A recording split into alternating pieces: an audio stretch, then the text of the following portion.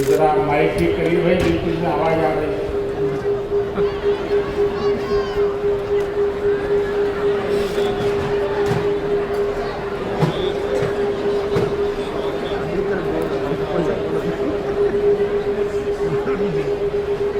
मोई अखोम बाकी इंग्राजी नब बरखा अरु भुखारी बिहोर अंतरिक्ष शुभेच्छा जोने से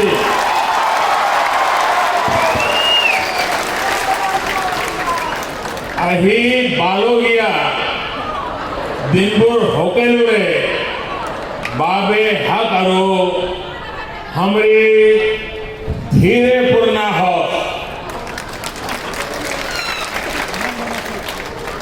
साथियों, असम के लोगों का ये आशीर्वाद, आपकी आत्मीयता मेरे लिए बहुत बड़ा सौभाग्य है। आपका ये प्रेम, ये स्नेह मुझे बार बार आसाम ले आता। बीते वर्षों में अनेकों बार मुझे असम के अलग अलग हिस्सों में आने का, असम के भाई बहनों से बातचीत करने और विकास के कामों से जुड़ने का अवसर मिला। पिछले वर्ष मैं कोकराझार में ऐतिहासिक बोडो समझौते के बाद जो उत्सव हुआ उसमें शामिल हुआ। अब इस बार असम के मूल निवासियों के स्वाभिमान और सुरक्षा से जुड़े इतने बड़े आयोजन में मैं आपकी खुशियों में शामिल होने आया हूं। आज असम की हमारी सरकार ने आपके जीवन की बहुत बड़ी चिंता दूर करने का काम किया। 1 लाख से ज्यादा मूल निवासी परिवारों को भूमि के स्वामित्व का अधिकार मिलने से आपके जीवन की एक बहुत बड़ी चिंता अब दूर हो गई। भाइयों और बहनों, आज के दिन स्वाभिमान, स्वाधीनता और सुरक्षा के तीनों प्रतीकों का भी एक प्रकार से समागम हो रहा है।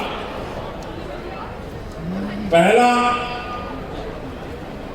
आज असम की मिट्टी से प्यार करने वाले मूल निवासियों के अपनी जमीन से जुड़ाव को कानूनी संरक्षण दिया गया। दूसरा, ये काम ऐतिहासिक शिवसागर में जयरंगा पठार की धरती पर हो रहा है। ये भूमि असम के भविष्य के लिए सर्वोच्च त्याग करने वाली महासती जयमती की बलिदान भूमि है। मैं उनके अदम्य साहस को और इस भूमि को आदरपूर्वक नमन करता हूं। शिव सागर के इसी महत्व को देखते हुए इसे देश की 5 सबसे आइकॉनिक आर्कियोलॉजिकल साइट्स में शामिल करने के लिए सरकार जरूरी कदम उठा रही है। भाइयों और बहनों, आज ही देश हम सबके प्रिय, हम सबके श्रद्धेय नेताजी सुभाष चंद्र बोस की 125वीं जन्म जयंती मना रहा है। देश ने अब तय किया है इस दिन की पहचान अब पराक्रम दिवस के रूप में होगी। मां भारती के स्वाभिमान और स्वतंत्रता के लिए नेताजी का स्मरण आज भी हमें प्रेरणा देता है। आज पराक्रम दिवस पर पूरे देश में अनेक कार्यक्रम भी शुरू हो रहे हैं।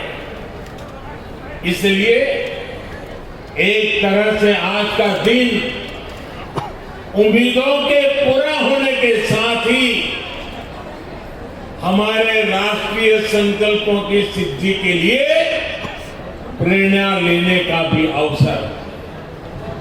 साथियों, हम सभी एक ऐसी संस्कृति के ध्वजवाहक है जहां हमारी धरती, हमारी जमीन सिर्फ घास, मिट्टी, पत्थर के रूप में नहीं देखी। धरती हमारे लिए माता का रूप है। असम की महान संतान भारत रत्न भूपेन हजारिका ने कहा था, ओ मूल धरित्री आई, ओ मूल धरित्री आई, चोरों नोटे दीवा खाई, होतियों को निस्तार नाई, माटी बीने ओहो हाई। यानी हे धरती माता, मुझे अपने चरणों में जगह दीजिए। आपके बिना खेती करने वाला क्या करेगा? मिट्टी के बिना वो असहाय होगा। साथियों, ये दुखद है कि आजादी के इतने वर्षों बाद भी असम में लाखों ऐसे परिवार रहे जिन्हें किसी न किसी वजह से अपनी जमीन पर कानूनी अधिकार नहीं मिल पाया। इस वजह से विशेष तौर पर आदिवासी क्षेत्रों की एक बहुत बड़ी आबादी भूमिहीन रह गई। उनकी आजीविका पर लगातार संकट बना रहा। असम में जब हमारी सरकार बनी तो उस समय भी यहां करीब करीब 6 लाख मूल निवासी परिवार ऐसे थे जिनके पास जमीन के कानूनी कागज नहीं थे। पहले की सरकारों में आपकी ये चिंता उनकी प्राथमिकता में ही नहीं थी, लेकिन सर्बानंद सोनोवाल जी, उनके नेतृत्व में यहाँ की सरकार ने आपकी इस चिंता को दूर करने के लिए गंभीरता के साथ काम किया। आज असम के मूल निवासियों की भाषा और संस्कृति की संरक्षण के साथ साथ भूमि से जुड़े उनके अधिकारों को सुरक्षित करने पर भी विशेष जोर दिया जा रहा है। 2019 में जो नई लैंड पॉलिसी बनाई गई वो यहाँ की सरकार की प्रतिबद्धता को दिखाता है। इन्हीं प्रयासों का परिणाम है कि बीते सालों में 2.25 लाख से ज्यादा मूल निवासी परिवारों को भूमि के पट्टे सौंपे जा चुके हैं। अब इसमें 1 लाख से ज्यादा परिवार और जुड़ जाएंगे। लक्ष्य ये है कि असम के ऐसे हर परिवार को जमीन पर कानूनी हक जल्द से जल्द मिल सके। भाइयों और बहनों, जमीन का पट्टा मिलने से मूल निवासियों की लंबी मांग तो पूरी हुई है, इससे लाखों लोगों का जीवन स्तर बेहतर होने का रास्ता भी बना। अब इनको केंद्र और राज्य सरकार की दूसरी अनेक योजनाओं का लाभ मिलना भी सुनिश्चित हुआ है, जिनसे हमारे ये साथी वंचित थे। अब ये साथी भी असम के उन लाखों किसान परिवारों में शामिल हो जाएंगे जिनको पीएम किसान सम्मान निधि के तहत हजारों रुपयों की मदद सीधी बैंक खाते में भेजी जा रही है। अब इनको भी किसान क्रेडिट कार्ड, फसल बीमा योजना और किसानों के लिए लागू दूसरी योजनाओं का लाभ मिल सकेगा। इतना ही नहीं, वो अपने व्यापार कारोबार के लिए इस जमीन पर बैंकों से ऋण आसानी से ले पाएंगे। भाइयों और बहनों, असम की लगभग 70 छोटी बड़ी जनजातियों को सामाजिक संरक्षण देते हुए उनका तेज विकास हमारी सरकार की प्रतिबद्धता रही। अटल जी की सरकार हो या फिर बीते कुछ सालों से केंद्र और राज्य में एनडीए की सरकार, असम की संस्कृति, स्वाभिमान और सुरक्षा हमारी प्राथमिकता रही। असमिया भाषा और साहित्य को प्रोत्साहन देने के लिए भी अनेक कदम उठाए गए। इसी तरह हर समुदाय के महान व्यक्तित्वों को सम्मान देने का काम बीते सालों में असम की धरती पर हुआ। श्रीमंत शंकरदेव जी का दर्शन, उनकी शिक्षा असम के साथ साथ संपूर्ण देश, पूरी मानवता के लिए बहुत अनमोल संपत्ति है। ऐसी धरोहर को बचाने और उसका प्रचार प्रसार करने के लिए कोशिश हो, ये हर सरकार की जिम्मेदारी होनी चाहिए। लेकिन बाटाद्रवा सत्र सहित दूसरे सत्रों के साथ क्या बर्ताव किया गया, ये असम के लोगों से छिपा नहीं है। बीते 4.5 सालों में असम सरकार ने आस्था और अध्यात्म के स्थानों को भव्य बनाने के लिए, कला से जुड़ी ऐतिहासिक वस्तुओं को संजोने के लिए अनेक प्रयास किए। इसी तरह असम और भारत के गौरव काजीरंगा नेशनल पार्क को भी अतिक्रमण से मुक्त करने और पार्क को और बेहतर बनाने के लिए भी तेजी से कदम उठाए जा रहे हैं। भाइयों और बहनों, आत्मनिर्भर भारत के लिए नॉर्थ ईस्ट का तेज विकास विकास बहुत ही आवश्यक है। आत्मनिर्भर असम का रास्ता असम के लोगों के आत्मविश्वास से होकर गुजरता है और आत्मविश्वास तभी बढ़ता है जब घर परिवार में भी सुविधाएं मिलती है और राज्य के अंदर इंफ्रास्ट्रक्चर भी सुधरता है।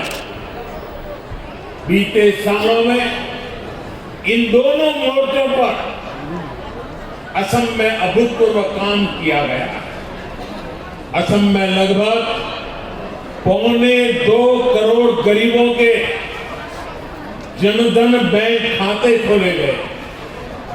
इन्हीं खातों के कारण कोरोना के समय में भी असम की हजारों बहनों और लाखों किसानों के बैंक खाते में सीधी मदद भेजना संभव हो पाया। आज असम की लगभग 40% आबादी आयुष्मान भारत की लाभार्थी है, जिसमें से लगभग 1.5 लाख साथियों को मुफ्त इलाज भी मिल चुका है। बीते 6 साल में असम में टॉयलेट की कवरेज 38% से बढ़कर 100% हो चुकी है। 5 साल पहले तक असम के 50% से भी कम घरों तक बिजली पहुंची थी, जो अब लगभग 100% तक पहुंच चुकी है। जल जीवन मिशन के तहत बीते 1.5 साल में असम में 2.5 लाख से ज्यादा घरों में पानी का कनेक्शन दिया है। केंद्र और राज्य सरकार का डबल इंजन 3-4 वर्षों में असम के हर घर तक पाइप से जल पहुंचाने के लिए काम कर रहा है। भाइयों और बहनों, ये जितनी भी सुविधाएं, इनका लाभ सबसे ज्यादा हमारी बहनों बेटियों को ही होता है। असम की बहनों बेटियों को बहुत बड़ा लाभ उज्ज्वला योजना से भी हुआ है। आज असम की करीब 35 लाख गरीब बहनों की रसोई में उज्ज्वला का गैस कनेक्शन है। इसमें भी लगभग 4 लाख परिवार एससी और एसटी वर्ग के हैं। 2014 में जब हमारी सरकार केंद्र में बनी, तब असम में एलपीजी कवरेज सिर्फ 40% ही थी। अब उज्ज्वला की वजह से असम में एलपीजी कवरेज बढ़कर करीब 99% हो गया है, 99% हो गया।